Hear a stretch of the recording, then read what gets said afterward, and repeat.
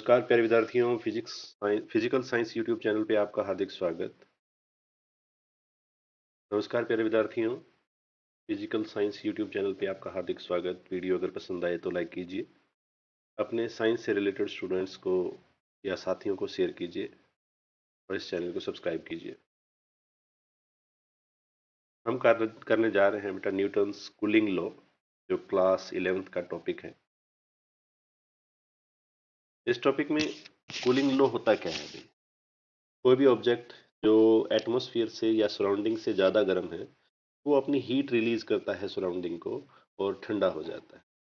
ठीक है, इसके लिए न्यूटन ने एक लॉ दिया जिसको हम जानते हैं बेटा न्यूटन्स कूलिंग लॉ, जो क्या कहता है, the rate at which an object lose heat is directly proportional to the difference in temperature between the object and its surrounding.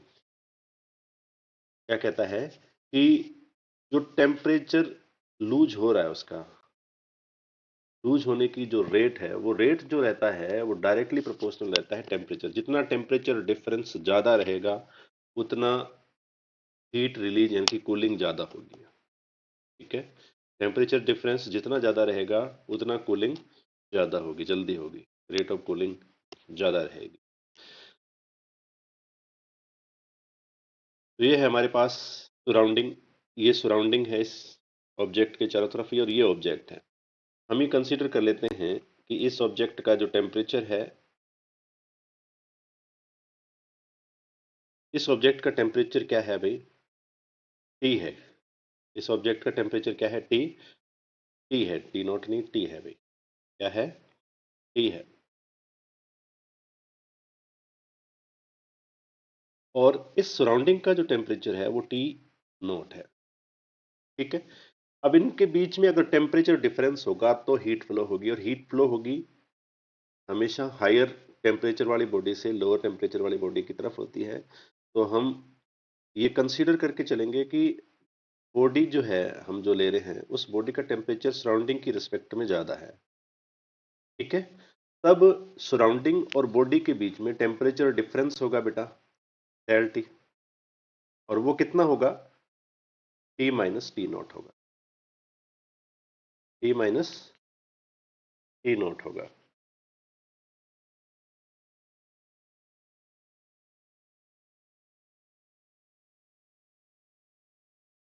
ठीक है, ये टेम्परेचर डिफरेंस आ जाएगा बेटा।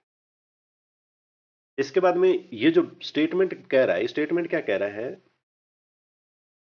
Minus D Q upon D T, मतलब हीट रिलीज होने की जो rate है वो डायरेक्टली प्रोपोर्शनल है बेटा डेल टी के टेम्परेचर डिफरेंस जो हमें दे रखा है, उस टेम्परेचर डिफरेंस के डायरेक्टली प्रोपोर्शनल है। जितना टेम्परेचर डिफरेंस ज्यादा होगा, रेट ऑफ कूलिंग ज्यादा होगी। ठीक है, इसको हम इस तरीके से भी लिख सकते हैं, अगर इसको हम आर से डिनोट करें तो ये आ जाएगा बेटा D Q upon D T is equal to, नहीं इज इक्वल टू नहीं, directly proportional to minus del T. ठीक है बेटा, यहीं से अगर हम वैल्यू लिखना चाहें तो D Q upon D T directly proportional to T minus T naught. ठीक है, यहाँ पे माइनस है। ठीक है, अब इस प्रोपोर्शनलिटी के साइन को अगर हम खत्म कर देते हैं, फिनिश कर देते हैं, तो हमें क्या मिलता है बेटा? डी क्यू अपॉन में D T is equal to A minus का टी माइनस टी नॉट। ये हमारी इक्वेशन फर्स्ट आ जाएगी बेटा। क्या आ जाएगी? इक्वेशन फर्स्ट आ जाएगी। इसके बाद में एक और कंसेप्ट हम लेके चलेंगे, जिससे इससे पहले हम के की बात कर लेते हैं। वेयर के क्या है? वेयर के इज ए प्रोपोर्शनलिटी कांस्टेंट।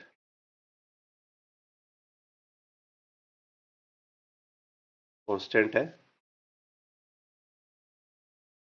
जिसको हम कूलिंग कांस्टेंट कहते हैं बेटा। जिसको हम क्या बोलते हैं? कूलिंग कांस्टेंट कहते हैं। कूलिंग कांस्टेंट कहते हैं। ठीक है, तो के क्या है? कूलिंग कांस्टेंट है। इसके बाद में हम नेक्स्ट आगे चलते हैं और बात करते हैं इसी के बारे में। और क्या था हमारे पास, ये था बेटा हमारे पास जो फाइनल इक्वेशन इसमें आई थी वो आई थी d Q upon D T is equal to minus k t minus T naught, t minus T naught. इसको हम इक्वेशन नंबर फर्स्ट देते हैं, ये हमारी इक्वेशन नंबर फर्स्ट है।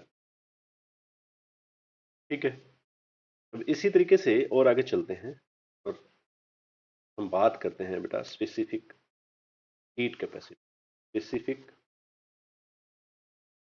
हीट कैपेसिटी क्या कहती है कि किसी मैटर का या ऑब्जेक्ट का मास 1 डिग्री सेंटीग्रेड, 1 ग्राम ऑब्जेक्ट का मास 1 डिग्री सेंटीग्रेड बढ़ाने के लिए जितनी हीट की रिक्वायरमेंट होती है या नीड होती है उसको हम क्या बोलते हैं, स्पेसिफिक कहते हैं।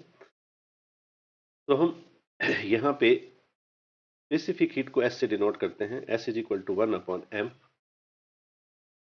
डी क्यू अपॉन में डी टी से तो लिखा जाता है। अगर थर्मल प्रॉपर्टी ऑफ मैटर पढ़ के आए हैं तो उसमें ये इसी चैप्टर में हमने पहले पढ़ चुके हैं। S is equal to 1 upon M D Q upon में डी टी। ठीक है बेटा, यहां से हम डी क्यू की वैल्यू निकाल लेते हैं। तो डी क्यू की वैल्यू क्या आएगी बेटा, D Q is equal to M S D T. ये हमारी इक्वेशन नंबर सेकेंड। ठीक है भाई, इस इक्वेशन सेकेंड को हम क्या कर देंगे, डिवाइड कर देंगे बोथ साइड dt से। तो यहां पे लिखेंगे divide equation second by dt in both side. ठीक है, तो यहां पे क्या आ जाएगा बेटा, dq अपॉन में dt आ जाएगा इज इक्वल टू, यह हमारे पास क्या आ जाएगा भाई, ms तो है ही है, dt अपॉन में स्मॉल टी आ जाएगा, d स्मॉल t आ जाएगा। ठीक है, अब यहाँ ये जो t है वो टेम्परेचर को रिप्रेजेंट कर रहा है जबकि स्मॉल t टाइम को रिप्रेजेंट कर रहा है। ठीक है, ये बात अपने को समझनी है। ये क्या कह रहा है, ये है रेट ऑफ हीट लूजिंग और ये क्या है, temperature decreasing, rate of temperature decreasing या इंक्रीजिंग। ठीक है, temperature rate of heat increasing और ये रेट ऑफ टेम्परेचर डिक्रीजिंग। यहीं से इसको हम इक्वेशन नंबर दे देते हैं बेटा थर्ड। ठीक है, तो यहाँ पे हम लिखेंगे by comparing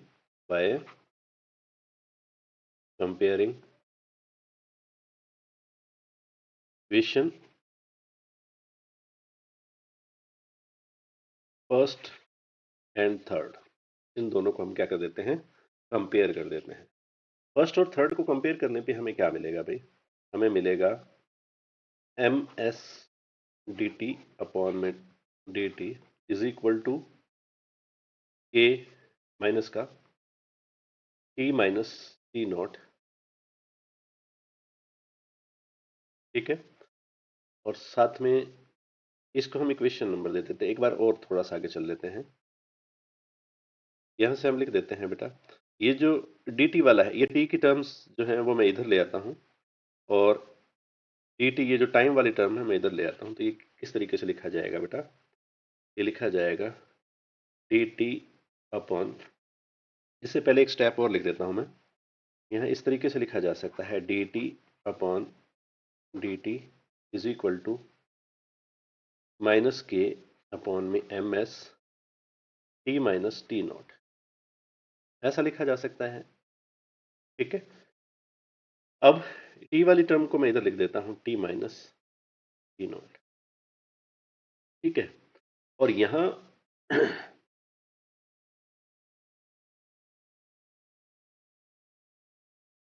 is equal to इस कांस्टेंट को यानी कि minus K upon M S, ये जो कांस्टेंट है इसकी वैल्यू हम नई वैल्यू ले लेते हैं के डैश। तो मैं यहाँ पे के डैश लिख लेता हूं, माइनस का के डैश इंटू टी, टी नहीं डी टी। ठीक है, ये इक्वेशन नंबर हमारा आ गया बेटा फोर्थ। अब नेक्स्ट पेज पे चलते हैं अपने। क्या कहता है, हमारी इक्वेशन जो आई थी वो आई थी बेटा D T upon T minus T naught is equal to minus के डैश टी। ये इक्वेशन आई थी फोर्थ। ठीक है, इस इक्वेशन को हम क्या करेंगे, इंटीग्रेट कर देंगे। ये फोर्थ इक्वेशन यहां लिखेंगे by integrating equation fourth. Equation fourth को हम क्या कर देते हैं, इंटीग्रेट कर देते हैं। इक्वेशन फोर्थ को हम क्या कर देते हैं, इंटीग्रेट कर देते हैं। तो क्या मिलेगा भाई, हमें दोनों तरफ इंटीग्रेट करना है। डी टी अपॉन में T minus T naught is equal to integration K dash T. T नहीं है, डी टी है बेटा, यहाँ पे भी डी टी लिखना है। ठीक है, तो यहाँ हम इसको हम इंटीग्रेट करेंगे तो हमने फॉर्मूला पढ़ा था बेटा, डी एक्स अपॉन में एक्स हो, डी एक्स अपॉन में एक्स हो और इसका इंटीग्रेशन हो तो हमेशा इसका लोग हो जाता है बेटा। नेचुरल लोग आएगा, एक्स आ जाएगा, प्लस में कांस्टेंट आ जाएगा। इसी तरीके से इसका हो जाएगा क्योंकि टी अपॉन में है। तो यहाँ इसका हम अब इंटीग्रेशन करेंगे तो क्या आएगा, लोग आएगा बेटा टी और साथ में आ जाएगा टी माइनस टी नॉट। ठीक है, इधर हमारा माइनस चल रहा है साथ में, तो माइनस के डैश टी क्या आ जाएगा, माइनस के डैश टी आ जाएगा भाई। इसको अगर इस लोग को हम इस तरफ ले जाते हैं तो यहाँ अब क्या रह जाएगा, T minus T naught is equal to, और इसको हम एक्सपोनेंशियल फॉर्म में लिखेंगे इस तरीके से, और इसमें यहाँ प्लस सी भी आएगा।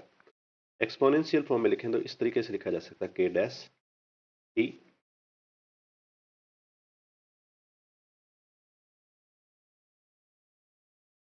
प्लस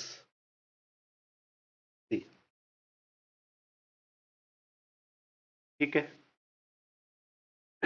अब यहीं से देखें, इस इक्वेशन को हम और आगे क्या कर सकते हैं, इसको इस तरीके से लिख सकते हैं बेटा, t minus T naught is equal to e to the power minus के dash t into e to the power c। ठीक है, अब because e to the power c जो है इसको हम क्या लिख सकते हैं बेटा, टी नॉट लिख दें, ये लिख सकते हैं। इसकी जगह हम ये यूज कर रहे हैं, ये भी कांस्टेंट है, तो यहाँ पे हम क्या लिख सकते हैं बेटा, t minus T naught is equal to e to the power minus के dash t into c not.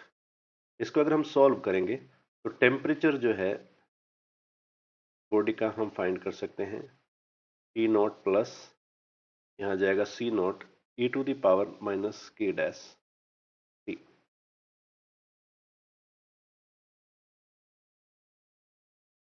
तो ये हमारे पास इक्वेशन आ जाएगी भाई।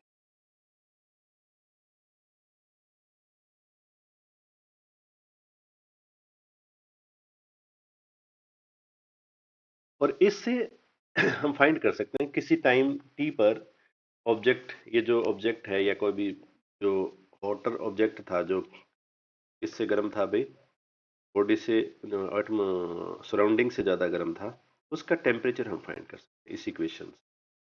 ठीक है, तो इससे हम इंस्टेंटेनियस, किसी भी इंस्टेंट पे इंस्टेंटेनियस वैल्यू फाइंड कर सकते हैं, temperature, instantaneous value of temperature find कर सकते हैं, value of temperature of water body. ठीक है, ये इक्वेशन इस तरीके से आएगी बेटा। इसके बाद में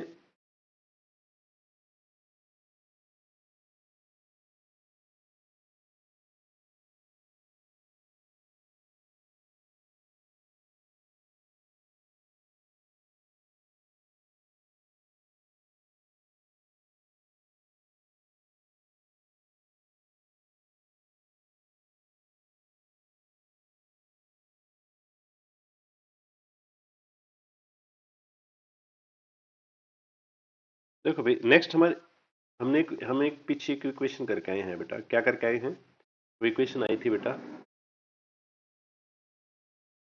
dt upon dt is equal to minus k upon ms t minus T naught. ये इक्वेशन हम करके आए थे, ठीक है। ये जो T है, एवरेज टेम्परेचर अगर कहा जाए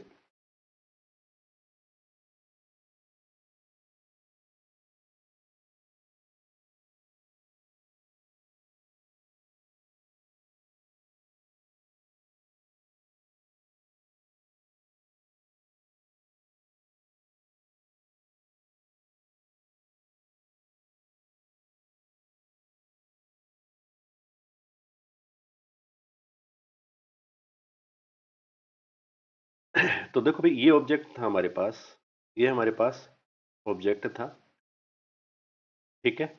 इसका पहले टेम्परेचर था T1 और बाद में क्या हो गया T2, क्या आ गया T2 आ गया।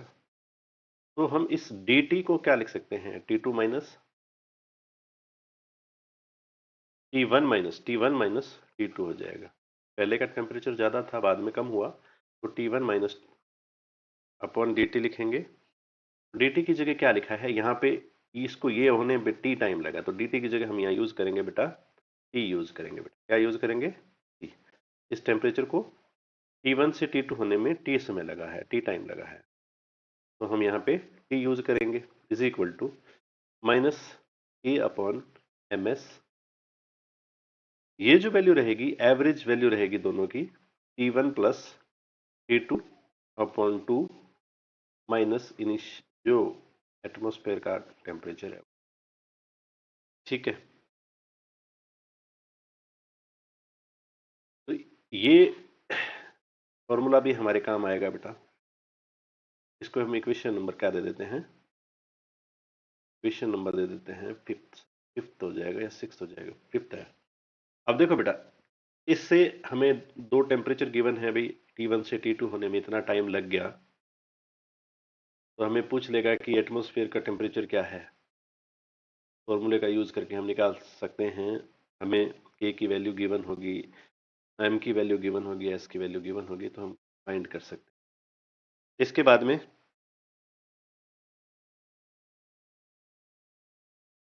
अब न्यूटन्स कूलिंग ग्राफ, ग्राफ कैसा रहेगा कूलिंग ग्राफ, तो देखो बेटा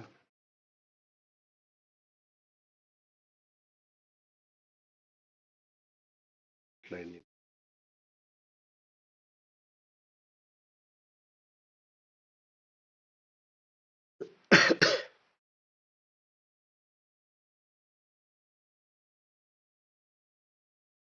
तो इस तरीके का अगर हम ग्राफ लेके चल रहे हैं और इस तरफ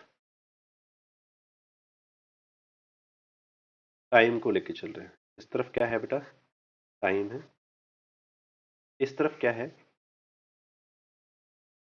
ताप, टेम्परेचर, क्या है टेम्परेचर है, ठीक है। तो ये जो ग्राफ रहेगा वो इस तरीके का रहेगा,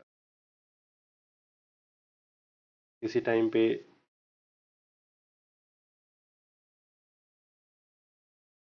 एक्सपोनेंशियली इस तरीके का ग्राफ रहेगा,